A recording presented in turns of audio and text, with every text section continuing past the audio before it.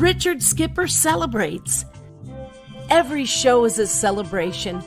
Each show, Richard delivers the artists you love, showcasing what makes them unique. Never gossipy. The antidote to a sometimes hectic world. Now, here's your host, Richard Skipper. Happy Tuesday, everyone, and welcome to the latest edition of Richard Skipper Celebrates. Now, some of you out there might be wondering, why would I be celebrating Bugsy Siegel? Well, it goes back to a conversation that I had with a dear friend of mine, Barbara Sickman. Some of you may know her from a previous interview that I did with her. Well, she has a musical called Ben, Virginia, Ben, and Me. And the Ben that she's referring to is Ben Siegel. And she was telling me about this incredible book by Michael Shnayerson about Bugsy Siegel and the dark side of the American dream. So I did a little sleuthing. I reached out. I got the book. It's right here, a great page turner. And I reached out, and thank God he said yes. So today, before we go into the book, which we will celebrate, I want to celebrate you for a moment. I want to ask, first of all, how you're doing really in the midst of this crazy world that we're now living in. Well, thanks for asking, Richard. Nice to be with you. I have to say I'm luckier than most with this last year. My wife and I were either out in Sag Harbor or we were here in the city doing a lot of reading and doing a lot of writing. I mean, I wrote part of my Bugsy book in that very quiet time. I mean, there were moments when it was quite beautiful in a strange way, you know, like walking out to the corner where we live on 73rd in Madison and just hearing nothing but birds. I mean, it was extraordinary. So it's been a terrible time for so many people, but I'm relieved to say that we've done fine. Well, I want to ask you, we're going to talk about your process in just a moment, but this book was already in the works prior to the pandemic hitting. How did the past year impact you as far as, number one, writing the book, and number two, in terms of marketing the book and getting this out to a wider audience? Well, the marketing was certainly a challenge for any publisher and any writer with any book coming out in this last year. And at first, it just looked like a sort of unremittingly grim prospect. Who was going to think about books? Who was going to go out and go to book gatherings? You know, and I suppose that's probably true for the first few months. But in the last months of if we're going to hopefully think of the pandemic as something that is now almost behind us, in those last months, Zoom became a very powerful force for book promotion. The other day, I'm proud to tell you this. I participated in a Zoom that brought 450 people into the Zoom living room. So compare that actually to what your more common experience would have been before the pandemic, where your publisher would say to you, okay, Michael, we're going to send you out on a little book tour. You'll be in, Denver here, Seattle there, and you'd go to the requisite Barnes and Nobles and there'd be 3 people. So, there's hope. And I think that's what this whole experience for me has shown. Actually, the book got a few really quite wonderful reviews, which sort of put it on the map, and I think underscored the truism that if you get those initial reviews, you may be lucky enough to break through. Exactly. And I think that's what this did. You've written 8 previous books to this, am I correct? Yes. And so what is the space of time that you put between books? Are you currently working on a new book? Are ideas mulling around in your head? Are you able to, quote, sit back on your laurels, or you're looking forward to what the next project is? No sitting back on laurels. I really do like to write. I especially like to have written and have the book done. But my 8 books, as it is now, are very much a case of sort of literary zigzagging. I wish in a way I had been one of those writers who settled on a subject early on and then wrote one book after another that sort of came out of that first one. I'm just not one of those writers. I didn't have that sort of focus. So my book ideas have generally come out of newspaper articles on subjects that fascinated me, or sometimes a quirk, as happened when a guy I knew who was Harry Belafonte's editor said that Harry was signed up by Random House to do his memoir.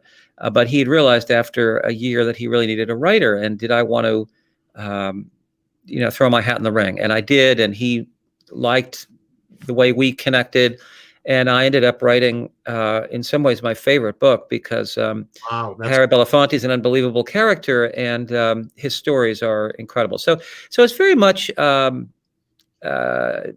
unpredictable. To just finish out with. Do you have people that reach out to you and say, "Have I got an idea for you?"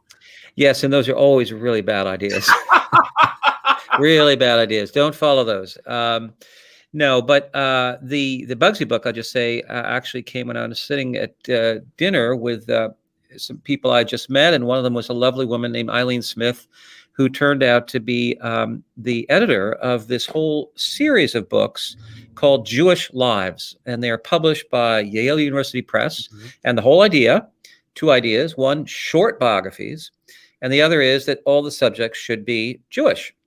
And in fact, they really wanted the writers to be Jewish as well. Mm-hmm. And so I said to her, "Well, Eileen, this sounds like a very interesting series. Who are you looking to do next?" And she said, "Well, funnily enough, our financial backer, Leon Black, thought, why not a Jewish gangster? We've done all these, world renowned figures. Why not someone who,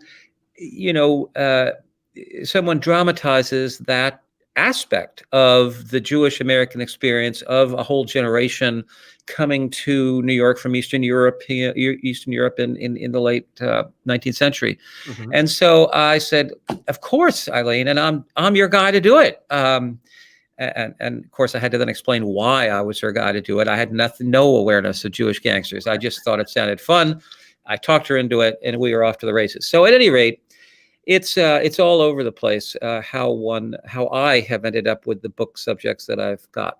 Well, Michael, with all due respect, absolute respect, why were you the right guy for this book?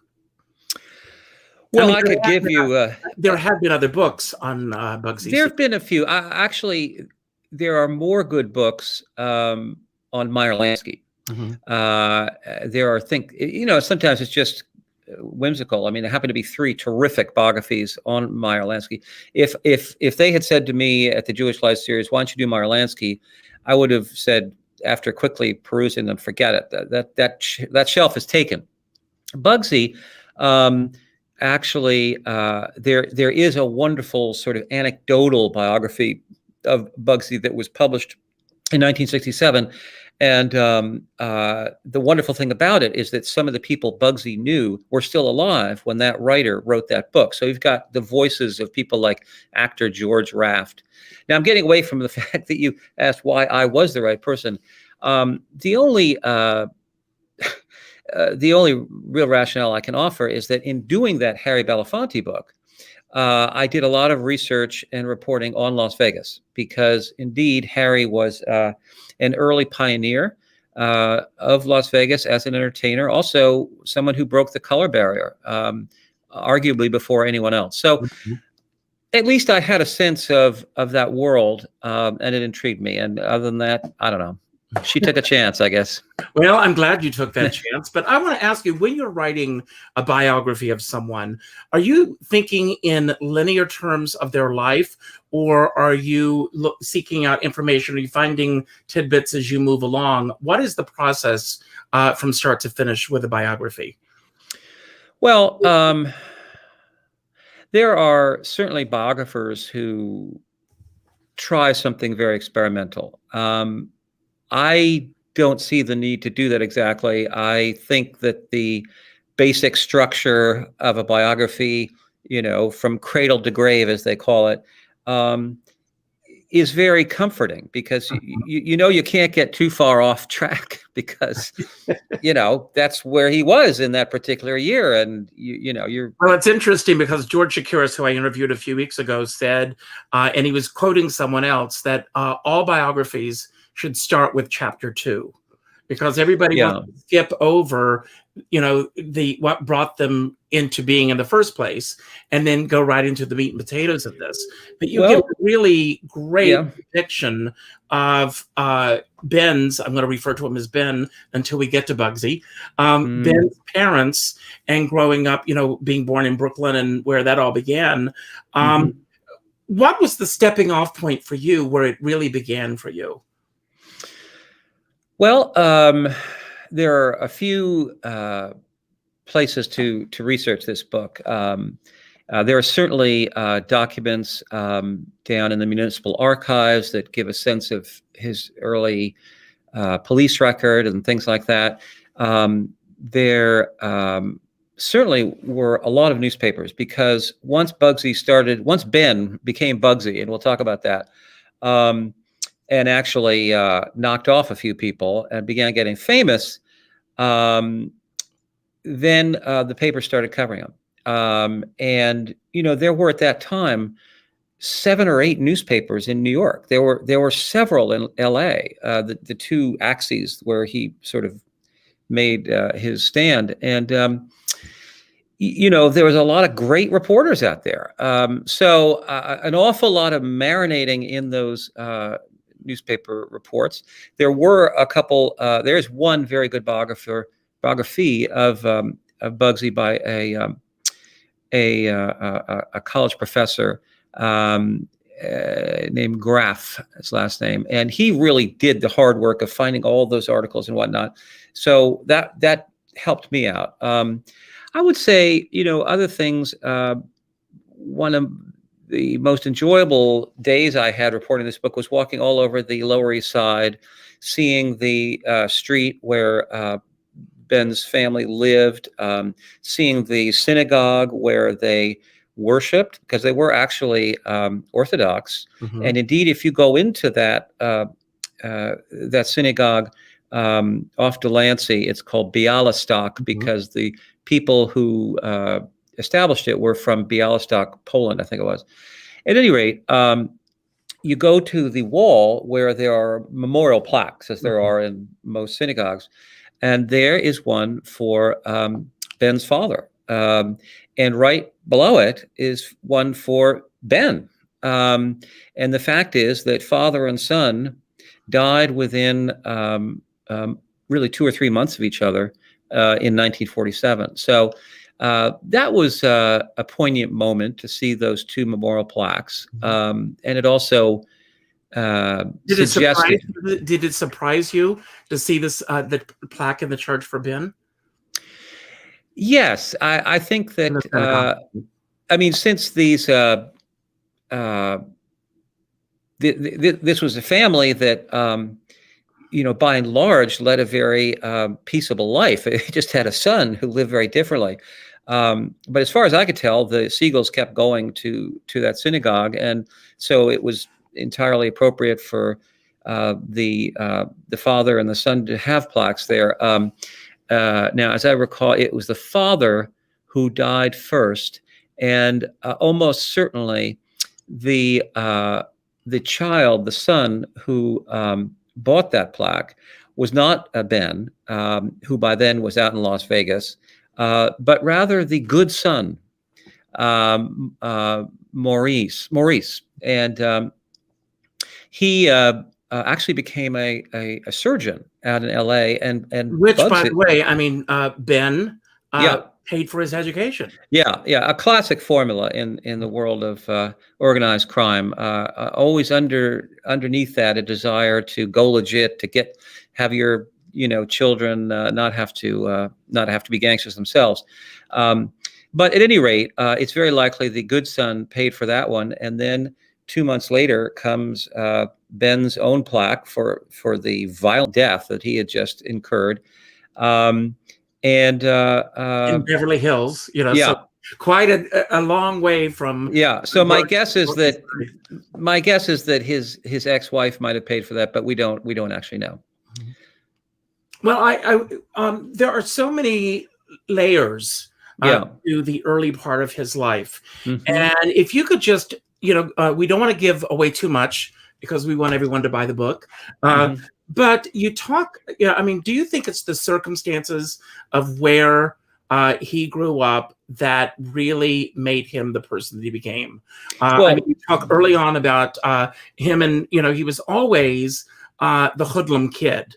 I have this image in my head of the dead end kids. And him being one of those kids running around, setting push carts on fire, topping them over, extorting money from the vendors, all these things that you talk about in the book.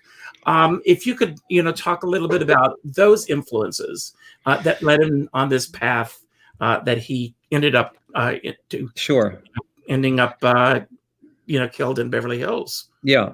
Well, to start with, his mother and father came over in 1903, I believe it was, in the classic steerage passage, which killed a lot of the people on board. I mean, it was just so harrowing. They made it. The father had been, one account has it that he had been a fine woodworker, but he couldn't find that work when they got to America and to the Lower East Side and to Williamsburg, where they also lived. He had to get a job as a pants presser in a factory. And sadly, that was the only job he ever had. Toward the end of his life, when Bugsy had become quite wealthy, he basically supported his father and mother. But in those early years, it was really tough. And Ben, like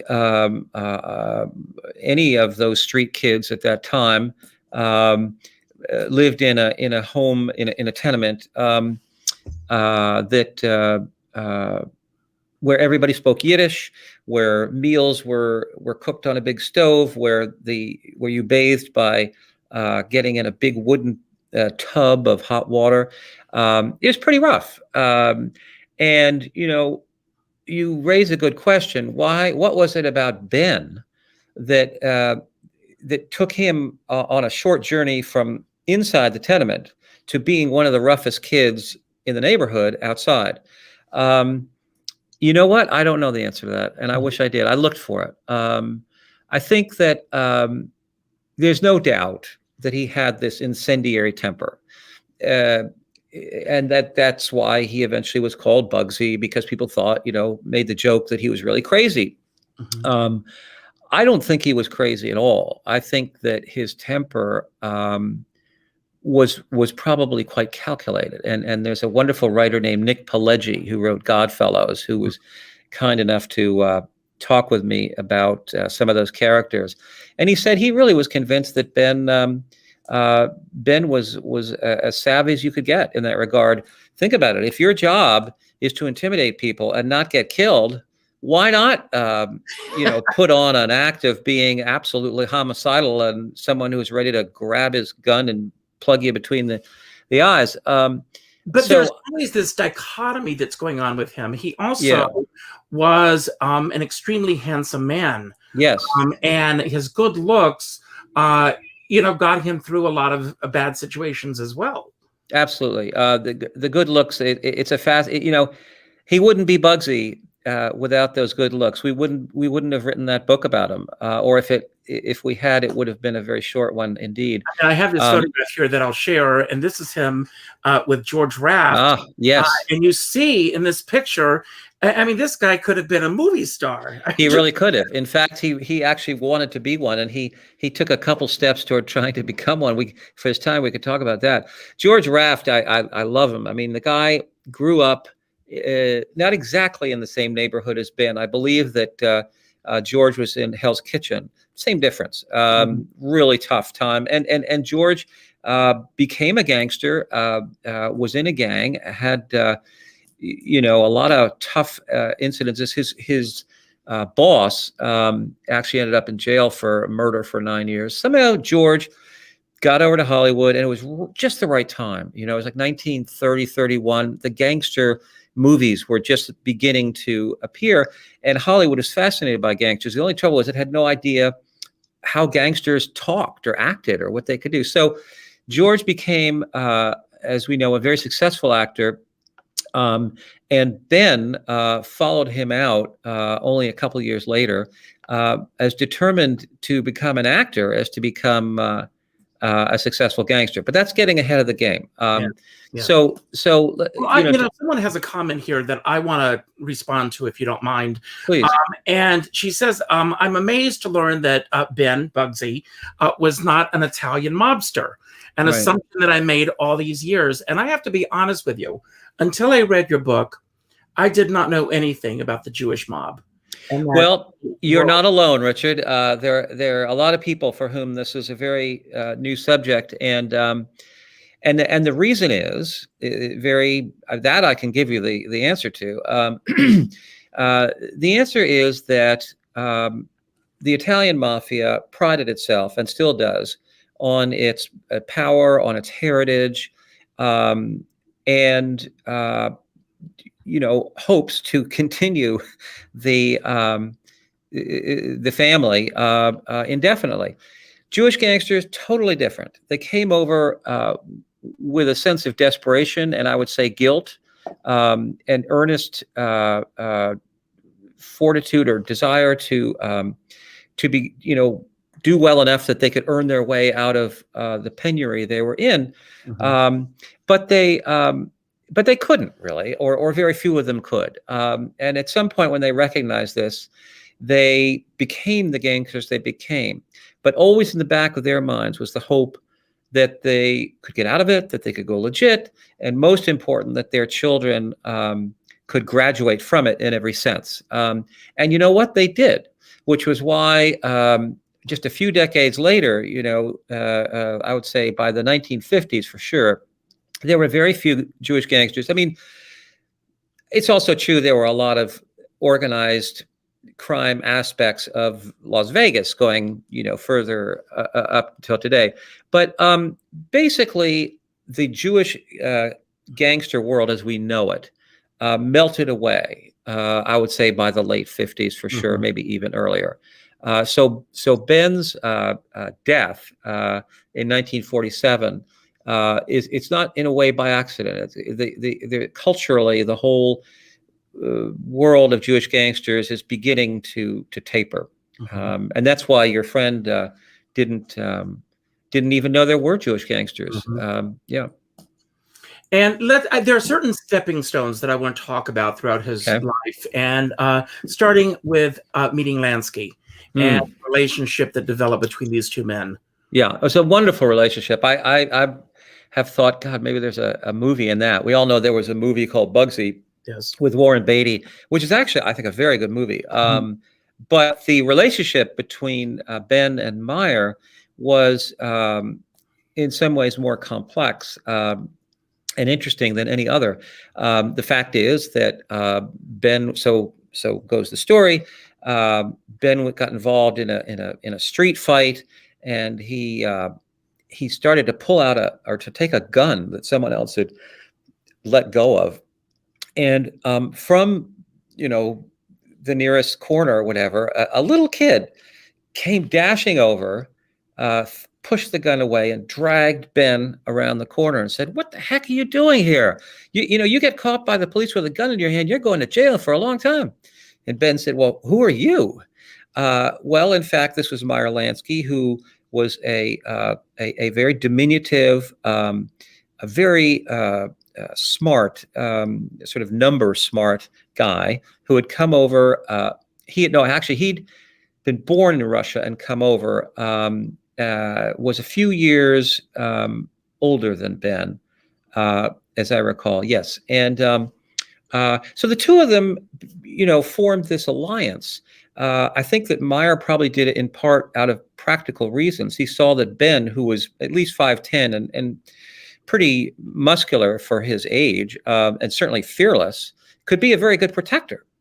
And Ben probably felt that going in with Meyer was a good idea because Meyer really knew the numbers for whatever kind of financial flimflammery they were going to engage in, and more to the point, came to know that Meyer was, in his own way, completely honest. And it's really that reason that Meyer Lansky survives well into the 1980s, dies in his, I think, I don't know, his 80s or 92 or something, because he never cheated anyone. And everybody knew they could trust him. So the two became very formidable as a duo. And the most fascinating and unexpected thing that happened then was Prohibition. In 1920, these street kids who were probably headed to jail eventually, get this like Deus ex machina, you could call it, out of the sky, this incredible phenomenon of Prohibition, which turns every kid into a driver of bootleg booze. And there's a guy in particular named Arnold the Brain Rothstein. Rothstein, that I wanted to talk about him. He really also brought a sense of style. Totally. I mean, he was a fabulous dresser. He'd actually grown up on the Upper West Side in a rather upper middle class neighborhood. He just loved gambling, so he came down and started hanging out in the world of gambling and the Hell's Kitchen and down at Lower East Side. And yes, he became a great dresser whom all the other gangsters emulated, and also a very smart businessman as far as capitalizing on this great good fortune. He organized ships to go to England and pick up all the high rate booze. He was very careful. He was not going to traffic in cut rate booze. He knew his customer. So he'd get it all over. They brought the ships over to the east end of Long Island. They unpacked them at night, and made a lot of money. However, in only about a year, and I should just add important fact that both Meyer and Ben became part of the Rothstein enterprise. They drove these trucks at night. They were especially good. Ben was especially good at fending off attackers. These vans would take the back roads, and they would sometimes be on a very small road indeed, and out from the woods would come enemy gangsters firing their Tommy guns. And there's some wonderful stories about Ben jumping off the pickup and doing a circle around the attackers and then attacking them, and to the point where they are all cowering on the ground, and there's this 18-year-old kid with a gun to their heads. So Ben, if he wasn't given the name Bugsy before then, he was given it then because he was crazy enough to confront all those kids. Let's talk about that. That brings us to the point of how he got the nickname Bugsy. Well, it is because people thought that he was crazy, and it is because he was violent enough, really, to do whatever it took, really. I mean, Meyer Lansky said, I never saw a guy who so quick with a gun in my life. Of course, he said that admiringly. Ben had this fascination with guns. At one point in your book, you even mentioned when you were talking about hits that were being placed, that they would bring these people who had no connection to the people that they would bump off. But Bugsy was interested in doing it himself. He didn't want that middleman to come in. Yes. Well, there's another reason to think of him as truly crazy, is that by more than one report, he did take a kind of sick pleasure in bumping off these targets himself. And that happened as early as the mid-20s, when actually what you saw was the two of them, Meyer and Ben, forming what was called the Ben and Meyer mob. And they were essentially killers for hire. And some bosses they were a little more attached to, but basically, if you gave them enough money, they'd kill anybody you asked them to. So everything was going great until Arnold the Brain Rothstein was killed as a result of probably a gambling debt. He had really become a crazed gambler, and with that, his own bootlegging to England stopped. But Ben and Meyer had plenty to do on their own, and they also had accumulated by this point a lot of money. So think about it. Meyer Lansky, when he's like, I don't know, 24, 23, and Ben is like 21, they moved from the Lower East Side to the Waldorf Astoria, to a suite at the Waldorf Astoria, where in one scene that I love, Ben, always a mischief maker, fills these balloons with water and looks over to this, to the sidewalk below and lets them go over the cops who are down for whatever reason they were. And Albert Anastasia, a brutal killer, the one who was eventually killed in a barber's chair, says to Ben, "What are you doing, man? Why are you throwing these water balloons over to?" And he says, I like it. I like it. I do what I like. So he got a thrill out of it. It was like a kid. He got a thrill. Wings off of a fly. Yes, exactly. So, it's incredible. Also, you mentioned the Waldorf. You also mentioned the book. There were several mobsters that were housed at the Waldorf. Yes, Frank Costello was one. Louis, what's his name? It'll come in a minute. Louis, come on, help me here. Louis. So my notes. It'll come back to me. Anyway, yes, you're right. There were 3 or 4 who all would meet in the mornings for breakfast. They had originally met Lucky Luciano. What am I thinking? Mm-hmm. Okay. No. Anyway, yes, he too was, I believe, in the Waldorf Astoria. They had started in an earlier stage of their career meeting for breakfast every morning at Ratner's and talking about who had done what the previous night. But now they were up at the Waldorf and having breakfast at the fancy restaurant in the lobby. And they were doing so well that Ben and Meyer decided it was time to get married. Not to each other, to find suitable mates. And they both chose young women who were neighborhood girls from their old neighborhood. There's, a strong sense of loyalty to the neighborhood, and also some indication that they were, if not practicing Jews themselves, at the very least, cognizant of Judaism, of its effect on their parents, which is why when each of these guys got married in 1929, and by the way, each stood as the other's best man, they chose sort of sweet, young women who were mostly going to be bearers of their children and not engage in anything nefarious.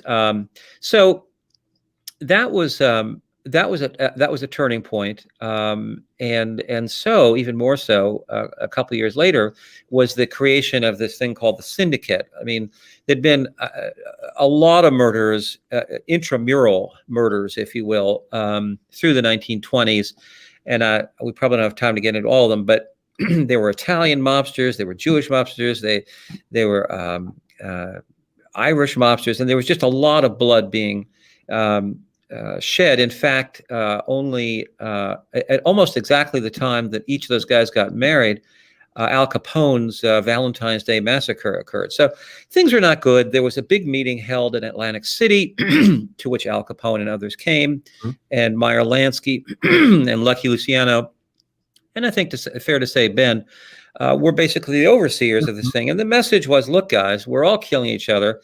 We need to make this a business. And so they created it as a business. They had a sort of senior council of people that, if you wanted to knock someone off, you had to appeal to the council. They'd decide whether you could or not. And they also did this because they could see what was coming. What was coming was the end of Prohibition. Exactly. There had been, it had been an amazing run. It would end up being, I think, 13 years. But in 1933, it did end, and they saw it coming. And so, in addition to trying to be less violent, they wanted to figure out what their next business gambit was, which is how Ben ended up going from New York to L.A. Mm-hmm. But they also lived in Scarsdale for a while. Oh, I love that. Yes. Yes. And if you could talk about that part of his life, because again, it's this moment of this dichotomy. Yes. I mean, he presents this handsome, dashing husband, father. He was a doting father. I love the fact in your book that you mentioned that at night when he was at home, they would sit at the dinner table, and his children the family would talk about what they had heard in the news that day. Yeah, sort of the way the Kennedys used to do with their kids. Yes. That was a little later because the two daughters were born, about 1931, 32. But yes, Ben felt that as a father and family man, he should find a safe suburban home where they could go to public schools, which is incredible because Scarsdale was a pretty anti-Semitic town at that point. But maybe Ben just figured anyone who wanted to rough him up would soon learn that was a mistake. At any rate, yes, they bought a nice sort of Tudor house in Scarsdale. Now, were you able to visit where the house was? Oh, you could see it. It's still standing. And the amazing thing is just go on, Google Earth, and what you see on top of the house are 3 roads leading out in 3 directions. And those were the 3 getaway routes. If he needed one, there was always one to use. He also had a staff of 3, and he liked to say that he lived in the country, which is interesting because, who but a Lower East Side kid would have thought that the suburbs were country? Sort of touching that he did. However, it's also true that as loyal or as much as he respected his wife, he didn't want to spend much time in Scarsdale himself. Mm-hmm. And again, because Prohibition ended, he went out to L.A. to see what he could find, and that was when he called George Raft, and they started talking and going to the horse races together, and Ben started getting a sense of what he wanted to do. Well, I loved, again, in the book, where you talk about how he was able to get inside information on the horses, and the horses went and everything. Read the book, everyone. Yeah. But it was also while he was at this point, and I searched and I searched and I searched. Maybe you had better luck with this than I. And here she is, Jean Harlow. Oh yeah. Of their connection, and it was difficult to find a photograph of him with Jean Harlow, and perhaps you could elaborate on the reasons why. Well, first of all, yes, Jean Harlow. I'm talking about her father. Yes. Jean Harlow's father was in the crime somehow.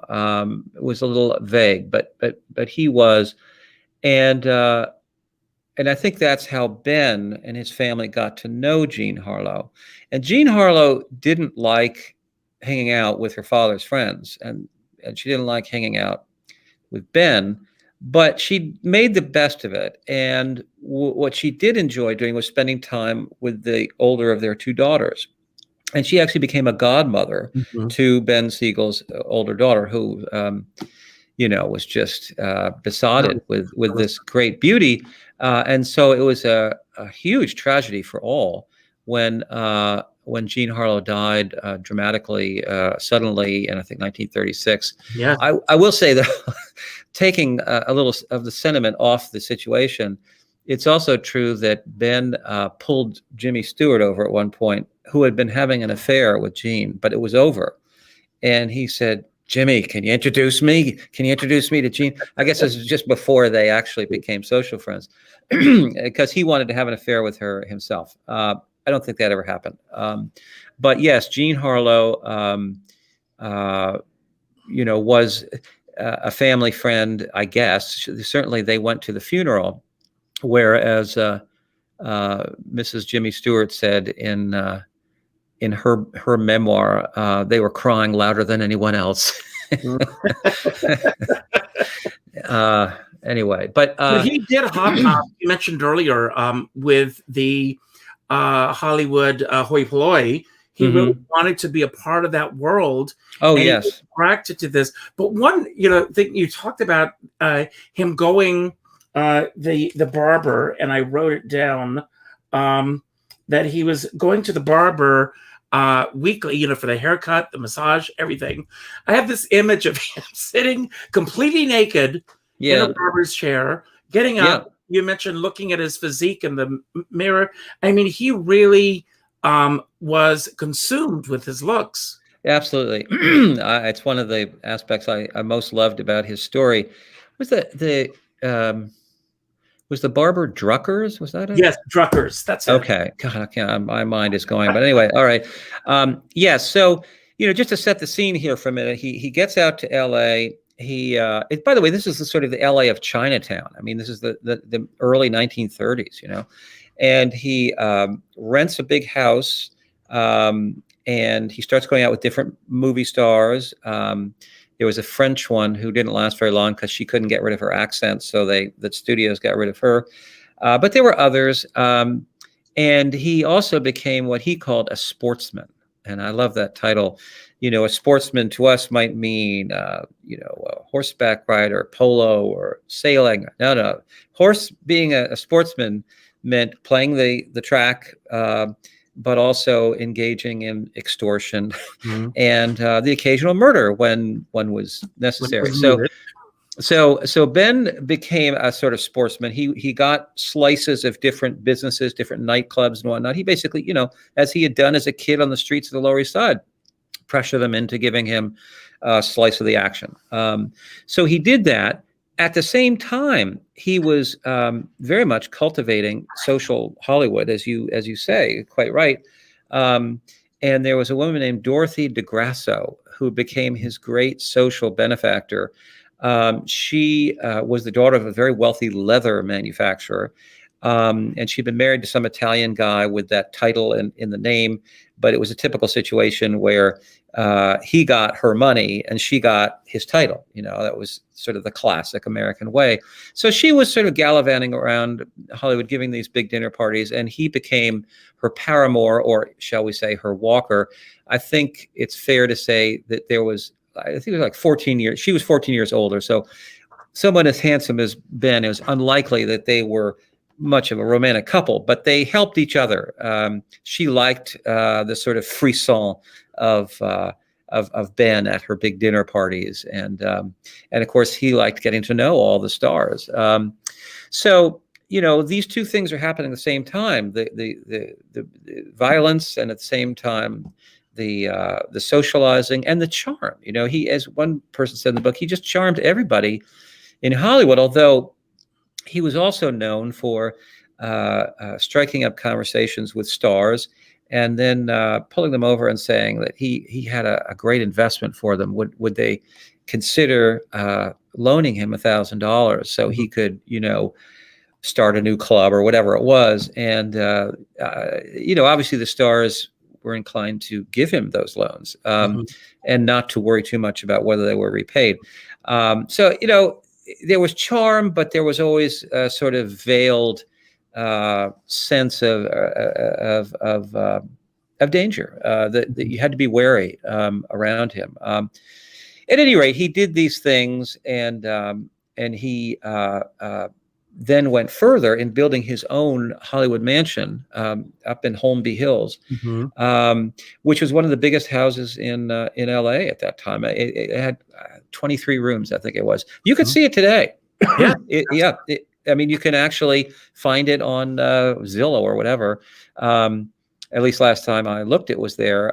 There were new owners who were going to do something with it, but just But to he fill also out. had a lot of business dealings in surrounding areas as well, with the racetracks and Yes, absolutely, local casinos long before Vegas. And absolutely. he was just involved with everything. Well, I wanted to just say to your point, though, I got off track a bit about Druckers and how all that played in.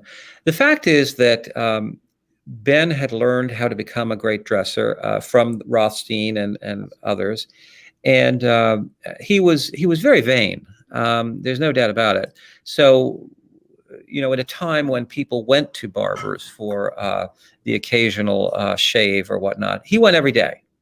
And he would have the whole works. And then he would, I don't know whether he'd go home first or whatever it was, but he would see him then strolling down a major street in Beverly Hills. That would include a massage, everything. Yes, the whole thing. They would include that.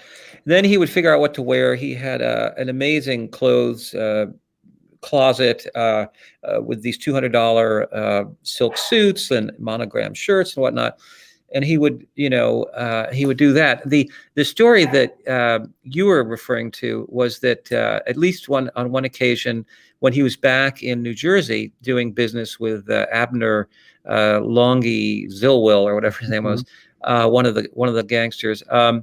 He went to patronized another barbershop that he liked. And yes, he actually took all his clothes off, had the haircut or whatever done, and then jumped out of the chair to admire his full-length physique in the mirror before getting redressed and going out, As we all do, as we all. Of course, standard. But it was an interesting time for Ben and for this story. In a sense, this book, very conveniently has 3 acts. Mm-hmm. Act 1, Lower East Side, growing up, Prohibition, whatever. Act 2, LA. And Act 3, Las Vegas. So before we finish out LA, it's important to say that that Ben, who, as we remember, took a certain glee in dispatching his victims, did that with a guy named Big Harry Greenberg.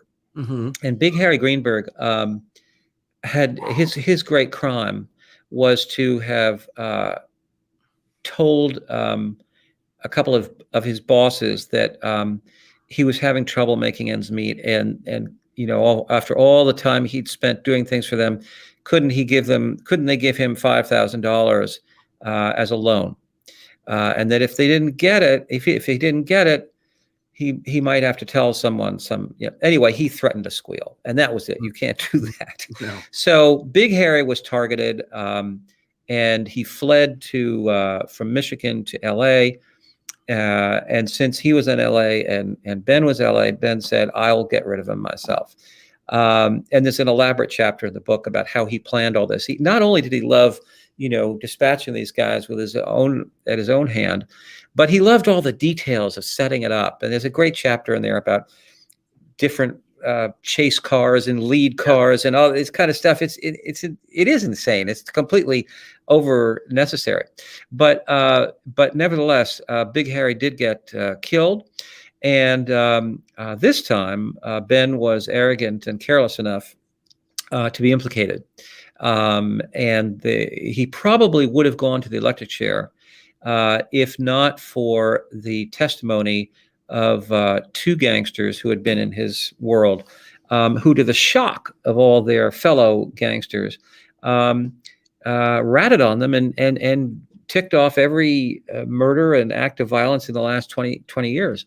One of them is named Abe Reles, and he ended up falling mysteriously out of the 6th floor window just as he was about to testify against Ben. However, there was another guy who could supply some of that testimony.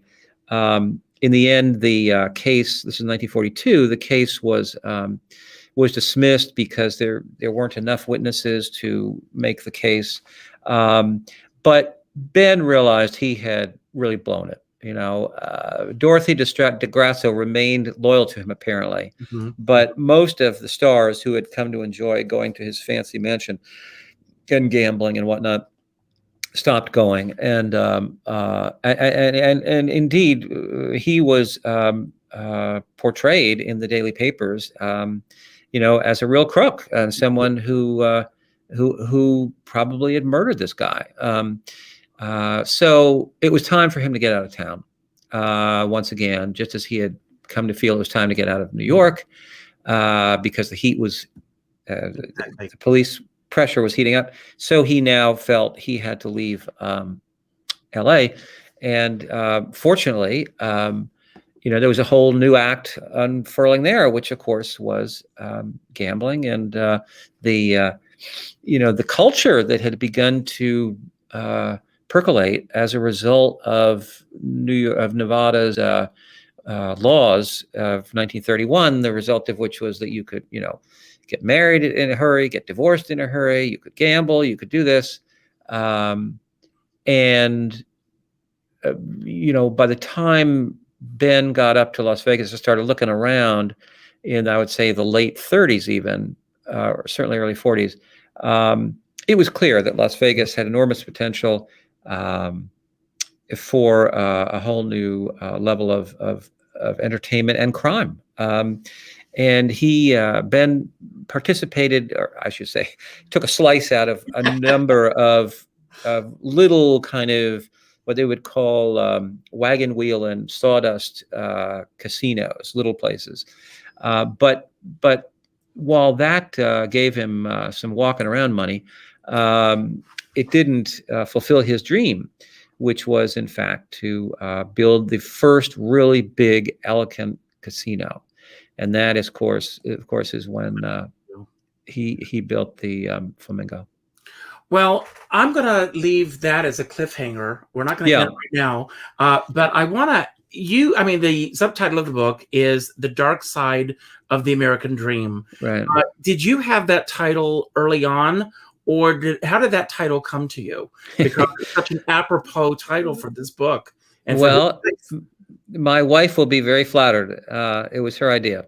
Well, and when we name, let's give her a shout out. Yeah, no, she was right, and they actually tried to change the name for no good reason, just because people in jobs like that like to change things, and we got our heels in about it, and they finally conceded it was a really good title. So, but it's definitely my wife's. Well, thank her for that, because it's a great title, and it really, as I said at the beginning of this interview, you get a sense of just the wrong path. He was ambitious. Mm-hmm. He wanted a better life than his parents had. He obviously made the wrong choices to get down that path. Mm-hmm. But even with all that going on, and I'm not saying it was all okay, look at the circles that he traveled in. Yeah, he, in some ways, had a very successful life up until the moment when it stopped.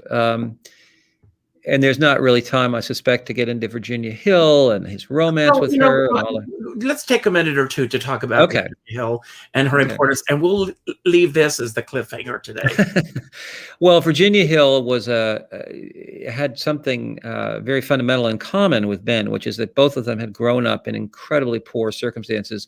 In her case, it was Bessemer, Alabama, and she found her way. She's a very beautiful, sultry, sort of short and bosomy woman who found her way up to Chicago during a World's Fair, became a bag person, a courier for the mob in Chicago, where there's a lot of mobsters, and just made a ton of money, and went out to L.A. and started just flouncing around, giving dinner parties and whatnot, and she met Ben, and Ben was absolutely crazy about her because she was the first person he'd ever met who wouldn't take any guff from him, and laughed at his his demands.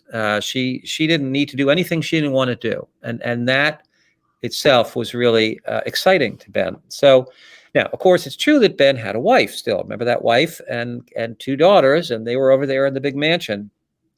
But in the last year of Ben's life, he spent a lot more time with Virginia than with his wife, to the point where finally the wife demanded a divorce. And did leave him. Yeah, and Ben just felt too connected to Virginia to go back to his wife. So he did get divorced in the last year of his life, 1946. She got very involved in the Flamingo itself, in the design decisions, which was probably a mistake. And then when it opened, she was in charge of the whole casino area, and there were still things unfinished. I mean, it looked like a stage set that was undone. So that sowed a lot of tension between the two, enormous pressure to get this casino done by early December, when his mobster investors really wanted it done so they could start getting some money back. The budget had gone from 1 million to 6 million. And so as in the middle of all that was the growing suspicion or gossip that Virginia may have been skimming, from the drawer, as it were, and that Ben, who had always been incredibly loyal to his syndicate, and especially to Meyer, that maybe he had gotten sort of crazy enough himself to do that skimming with her. The rumor had it that they took that money to a Swiss bank account. True or not, it put Ben's life and Virginia's at great risk, because a lot of the syndicate felt that that's a cardinal rule. You don't break that rule, and that even Ben had to be killed for what he had done. So in the end, we don't know who exactly did kill Ben, but we know that Virginia's movements in the weeks before and after his death are rather suspicious. That's right. And I'll leave it at that, perhaps. But there's certainly a plausible theory by which she, either directly or indirectly, possibly to save her own life, participated in lining him up for a hit. Certainly. The fact is that Virginia, after that, was devastated, and to the point of taking overdoses of pills to really, with serious intent, like 6 times, until she finally succeeded. And that, to me, as I read the reports of that, it seemed to me like the sorrow, the guilt of a woman who knew that she had in effect killed her lover. Wow. Well, first of all, I mean, I could go on for another hour with you, but I want to be respectful of your time and everyone else's. This is an amazing read. Everyone get the book. Stick around for just a moment, Michael. Sure. I just want to say a few closing remarks. First of all, I want to thank you all for spending an hour with us today. There are so many other places you could have been, but you chose to be with us. So thank you for that. If you are here for the first time, please subscribe to my channel on YouTube, Richard Skipper Celebrates. Hit the like button if you did indeed like today's show, and leave a comment so that Michael and I both know what your thoughts are about this. I also end every show by telling everyone to go out and do something nice for somebody else without expecting anything in return. What I'd like you to do now is go to Amazon.com, order 2 copies of this book, keep one for yourself, and send one to the 9th friend who pops up on your Facebook friends list. And just let them know that you're a friend, and if they make the right choices in life, well, you'll have to read the book. Anyway, as I end every show, a dear friend of mine says, we're all in this together, but we're not in the same boat. And you never know what someone else is going through right now. So do reach out to your friends. Let them know what they mean in your life. But if you're going to be in that boat, make sure that you bring a skipper along. Think about that for a moment. So before I leave, Michael, I'm going to actually turn the screen over to you. You've got the final word today. Anything that you want to say about anything that we talked about that you want to build upon?